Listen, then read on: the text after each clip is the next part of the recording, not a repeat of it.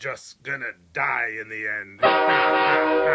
Okay, guys, here we go with another video from our good pal Nux Taku. Now, you guys know I have tons of respect for Nux. I respect his take on things, and I really love the way he puts videos together. I think he's just a delightfully funny guy with a lot of really good insight. So when I saw this one, that he has a video about one of my all-time favorite characters, Meruem from Hunter x Hunter, I got to see this.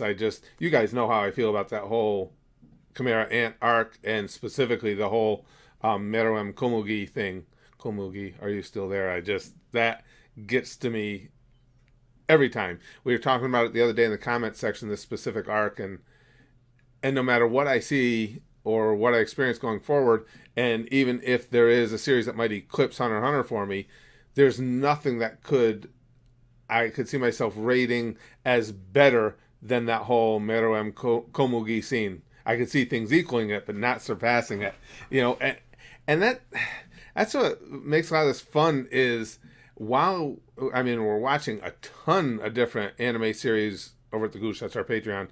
Between the daily three we have Yu Yu Hakusho, One Piece, and why am I blanking out? We have Yu Yu Hakusho, One Piece, and Avatar: The Last Airbender, and then all the ones we've watched before. It's so much fun, even while I'm enjoying all those, plus all the Gusha 100 series we got going, to still think back on the things I've already experienced and how much they affected me. And I find myself doing that a lot.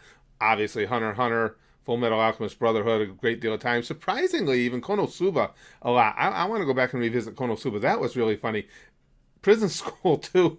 Prison School was so funny. I just find myself wanting to be able to have time to watch it again just to, renew the laughs. But anyway, all that aside, Nux talking about Meruem is something I need to see. Meruem, his character for me, because he lived such a short life, he was a villain, but for me, he was an easy, if not to forgive, to understand villain, because you got to think about it. He was born with every bit of incorrigible factors that he exhibits, because he was the king and not lopping people's head off from moments of being born. He actually becomes more and more charitable, or more and more, for lack of a better term, human as he goes. So he started as a nuclear device and was seemingly finding his way towards being decent when he died. So it's kind of a unique situation. All right, I'll shut up. Let's hear what Nux has to say.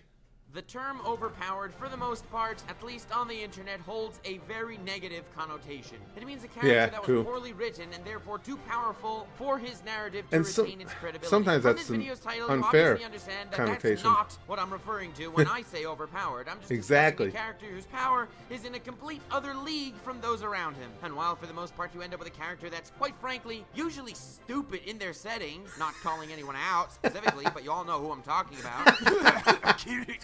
There are a few overpowered characters done right, and that's mainly what I'd like this little series I'm working on to focus on. I love the way you do this for a while, either in the format of a top I love the way he presents things. And I decided this would be my best bet, especially because I get to talk about Meruem from Hunter x Hunter 2011. Yeah. And fuck you, spell check, for changing it to Maryland every single time I wrote his name. You mean is a Maryland? I love, and who power-wise is head and shoulders above everyone else introduced in the series. He's such a great character. I also believe, aside from him being overpowered, I personally think he's one of the greatest antagonists of all time. Yes, agreed. He's an even better anime antagonist than Jake Paul, and even better than Asian Jake Paul. And that's not a compliment I give out lightly. The Chimera Ant arc was a slow-moving piece of story, and yet was one of the most masterful pieces of art I've laid eyes on as an anime fan. It was over 60 episodes long and enthralled me the whole way through, with the climax basically moving at slow motion with a slightly annoying narrator explaining what's going on, but quite frankly, you need that narrator to explain what's going on, because 20 episodes there she went over was. 2 minutes crux of Suzuku. in-series narrative. But this is not Oh, the my time girl. to fanboy over the Hunter x Hunter Chimera Ant arc. It's time to talk about the king. As far as overpowered characters go, there are two criteria that they need to possess or else they crumble at just their look- core. looking at Firstly, these images the baseline, again. their power level needs to make sense, and it has to be dealt with appropriately throughout the story. That means they can't be as inexplicably powerful as Kefla. I mean, seriously, what were they thinking? And their power can't get inexplicably nerfed halfway through their story.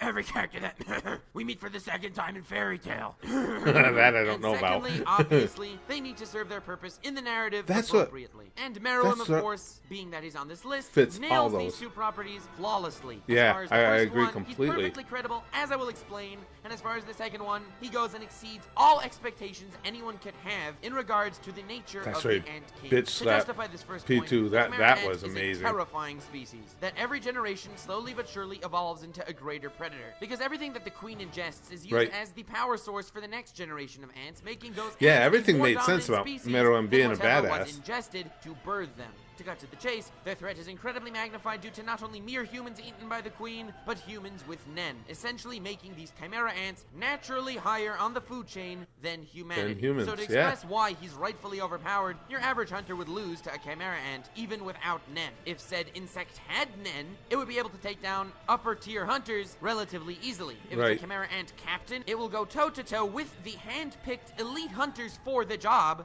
and for the most part be more powerful. And once you understand their makeup up to this point of the game, please allow me to elucidate what Kite symbolizes in this story's narrative, since I assume everyone that's watching this video knows full well who Kite is, what his role is in the story, and will not get spoiled by what I'm about to tell you. little To girl. briefly summarize, he is a twofold climax character, which is not supposed to die in vain, by any story's standards. He's the Link to Gon's father, which took an insanely long time, an insane amount of effort throughout the series to get to the point to actualize him as a character. Not to mention, he's the complete climax of the Green Island arc, which winds down to, after much trials and tribulations within the confines of Green Island, the eventual result of that multi-episode endeavor, climaxed in the surprise You guys with told Kite, me Gon's godfather. And the second level of the climax is that they found themselves an insanely skilled hunter to educate them ton more and information guide them on through the paths of hell on him through in the Chimera manga, Ant arc. on Up Kite to in this the manga point, than there is in the basically anime, every huh? arc since the Hunter exam arc that focused on Gon and Killua, I know they had several of some you guys sort have of told me that. mentor to guide them through it, whether it was Wing, Bisky, or at this point it seems to be Kite. He's not supposed to die. In fact, he's revealed to be ridiculously powerful, being able to take down two Nenless Chimera Ant captains one hit each. Yet, when he faces Pito, a member of the Royal Guard, saying that it was a one-sided massacre, would tone down immensely the result of this battle on a physical and emotional level. Kite was swatted easier by Pito than if Usopp would incur the wrath of One Punch Man. It was a result no one saw coming, poor and an Usopp. ultimate introduction True, to the though. power gap between a captain and a Royal Guard, where it's more than unclear if any hunter alive would stand a ghost of a chance against one of these guards. The power gap between Pito and her king, Meruem, is on a much, much larger scale than anything I've mentioned. So as far as the reasoning behind how his power level was appropriately apportioned to him, I think it's safe to say that it was done pretty awesomely. And because he's another species, there's no reason to confine him to the limits of humanity. The same reason why comparing Luffy, a badass rubber pirate dude, to Goku, a different badass alien dude from a different universe, would be completely laughable, and sensibly so. So the setup was great, and the next issue for OP characters is nerfing them. Did Meruem get nerfed? Did his power level waver depending on how the plot desired? Absolutely not. No. Whether it was his own subordinates or those who opposed him, he was ruthless and unfazable. There was less friction between him and his opponents than if I'd have to face off one-on-one against a small legion of titans. And in case you need elaboration of that metaphor, I wouldn't have been doing too hot. I mean, having Power of God and anime on my side is like, it's great and all, but yeah, memes versus titans, I think the titans would have a slight edge. Aside from all this, Meruem was still constantly growing and evolving at an alarming rate on his own right. On one side, from experience, and on the other hand, every creature he'd devour, he would obtain their abilities, human or ant. And he's gotten into many of these fights. Well, and to fights get is taken not really out. a great word. Squabbles isn't a good word either. Massacres implies there was some form of The, resistance. In fact, hunters had to use technology, fight not just in their the own entire abilities. series, and that was against the Chancellor of the Hunters and professional Japanese old man extraordinaire, Professional Albus Japanese old Percival Wolfric Brian Netero.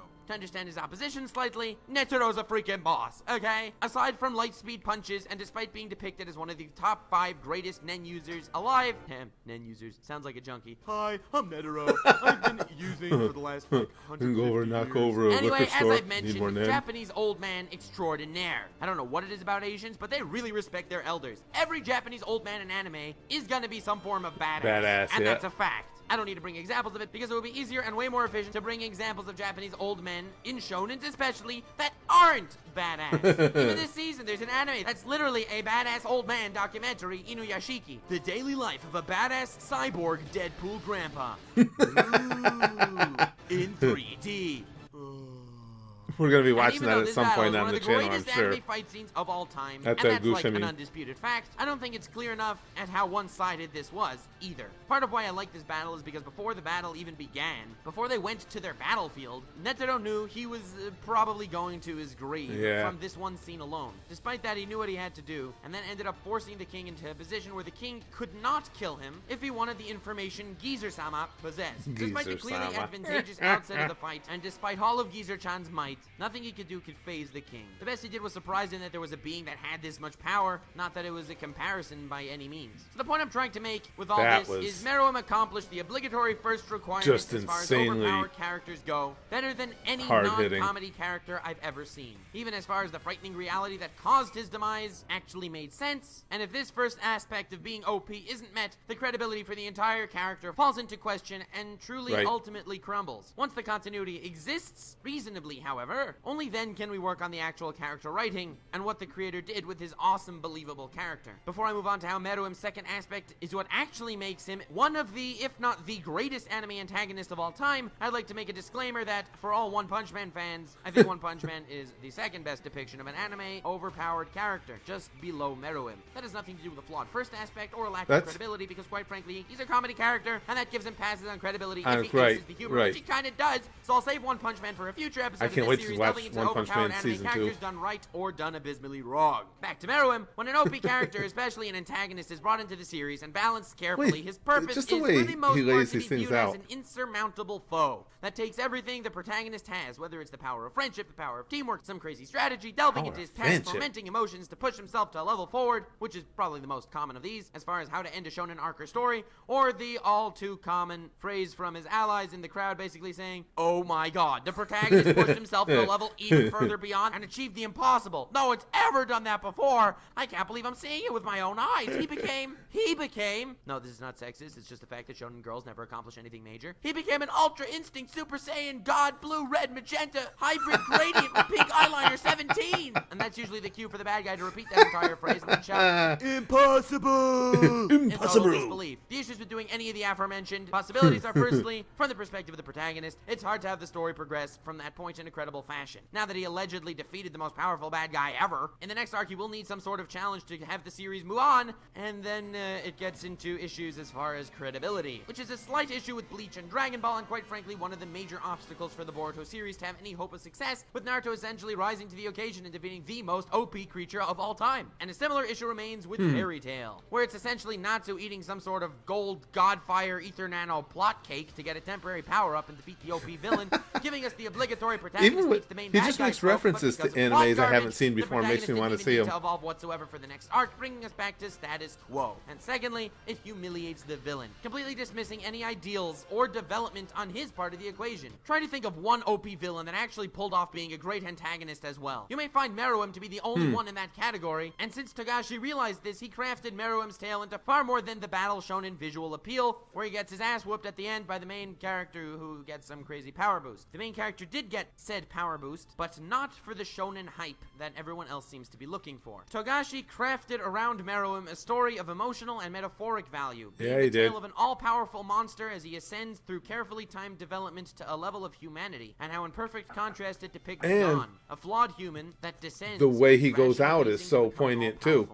The other details and brilliant point in his writing, however, will have to be saved for my video where I discuss the greatest villains in anime as opposed to overpowered characters done right. But I think my point was made clear when I say anime, Meruem is an overpowered character done right. And I think I- it's a lesson I that couldn't many agree other with that anime more. need to learn That's from. why I Because love the if you have character. an overpowered antagonist, you can't just make him beaten by the shonen protagonist at the end of the arc because of some ass pull power-up, whatever. The entire series crumbles from that point on if that happens. If you want it to be the climax ending of a story, that's nice, but it's not more than an average ending to a story. Meruem pushed the envelope's bounds, creating an emotional and metaphorically appealing narrative more than just That was a great scene, visual too. one. And yeah, we still In got the our high-rise visual there. treats with the Gun versus Pito fight, which also contained so much more than just Shonen Runt becomes strong, beats bad guy, everyone loves him now. Oh, it contains so much more than merely that. For a first episode of a new series, I'm pretty happy with how this one came out, and I have a script I ready liked for it the a lot. second one, which in all honesty, I think is actually way better. So if you'd like to like and subscribe to know when that comes Damn. out, I would be greatly appreciative. Also, let me know how I can improve this series in the comments because, like every new series, I need both practice and critique, so help me out, please. Speaking of helping That's me out, cool to huge ask thanks for to that. the Anime Zone for editing this video. Link to his channel in the description. He does some really funny Dragon Ball dubs and AMVs and whatever, and Oh, that's quite cool. frankly, I would really appreciate it if you just checked out one of his videos and Anime sent him my Zone. regards. If any of you want to edit any of my videos, feel free to send me an email, nuxtaku@gmail.com. I'm also around on Twitter, link in the description, and I love every single one of you. Have yourself a most wonderful evening, and I'll see you next time.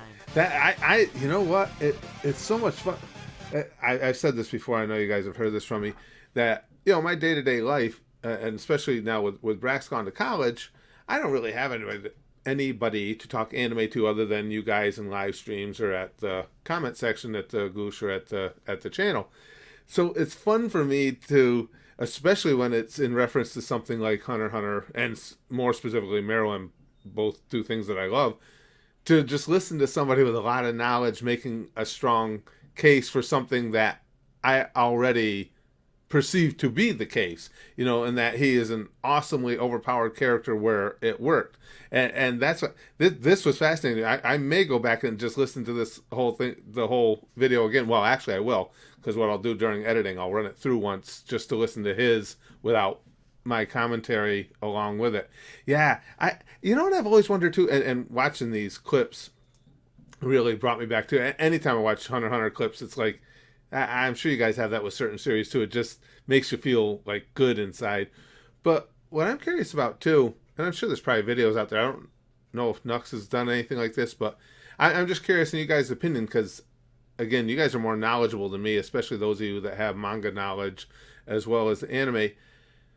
Where when Gon kills Pito, where do you think his power at that point would have stacked up against Meruem? I'm really curious about that. And I'm sure there are videos out there I could look up, but I want to know you guys' opinion. I'd give you mine. I don't really have one. I don't know. I don't feel... I just don't feel qualified enough to make those calls when I don't...